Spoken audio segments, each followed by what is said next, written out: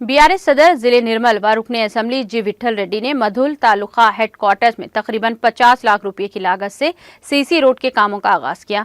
इस मौके पर रुकने असेंबली विठल रेड्डी ने कहा कि मधुल मंडल हेडक्वार्टर में 30 बिस्तरों के हॉस्पिटल की तामीर का काम जारी है और मधुल में बस्ती दवाखानों को भी मंजूरी दी गई है।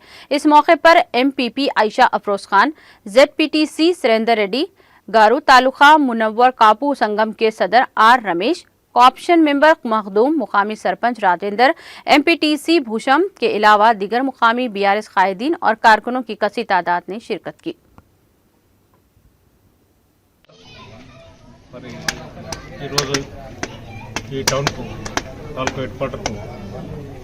కొన్ని సామాజిక కార్యక్రమం, దైవిక కార్యక్రమం, ఆ తర్వాత అభివృద్ధి కార్యక్రమాలకు రావడం జరిగింది.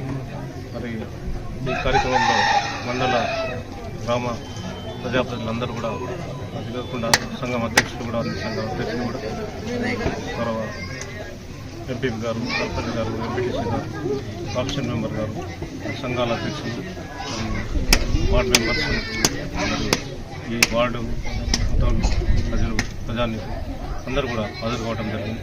మరి ముఖ్య ఉద్దేశం ఏంటంటే మరి ముదోల్ చాలా పెద్ద టౌన్, తాలూకా హెడ్ క్వార్టర్. ఇక్కడ ఇంత చేసినా తక్కువనే.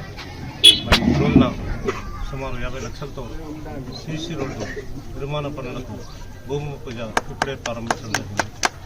ఇంతకుముందు కూడా గత సంవత్సరం కూడా 50 లక్షలు మంజూరు చేశాం, అది కూడా 50 చేశాం, అది కూడా పూర్తయినాయి. మరి ఇప్పుడు 50 లక్షలు ఈరోజు స్టార్ట్ చేశాం. మరి ఇంకా ఏమైనా అంటే 40 రోజుల్లో తప్పకుండా అన్ని వార్డులలో ప్రయత్నం చేస్తాం. ఇది కాకుండా ఇంతకుముందే 8 మంత్స్ బ్యాక్ ఇక్కడ హాస్పిటల్ కావటం వలన ఎక్కడైతే దశల పక్కన ఉన్న దవాఖాన సిఎస్సి సెంటర్ను అప్గ్రేడ్ చేయడం జరిగింది. మరి 30 పడకల హాస్పిటల్ కూడా మంజూరు చేయడం జరిగింది. గౌరవ హరీష్ రావు గురించి శంకుస్థాపన కూడా చేశాం. ఇక్కడ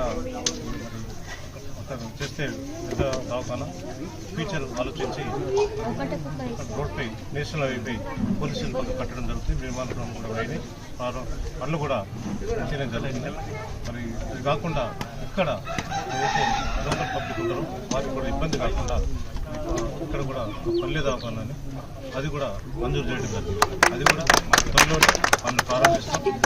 గ్రామ పెద్దలందరూ ఉన్నారు, మీరు సెలెక్ట్ చేయండి, ఏ ప్లేస్ అయితే బాగుంటుందో మీరు సెలెక్ట్ చేయండి, అక్కడ నిర్మాణ పనులు ప్రారంభిస్తాం.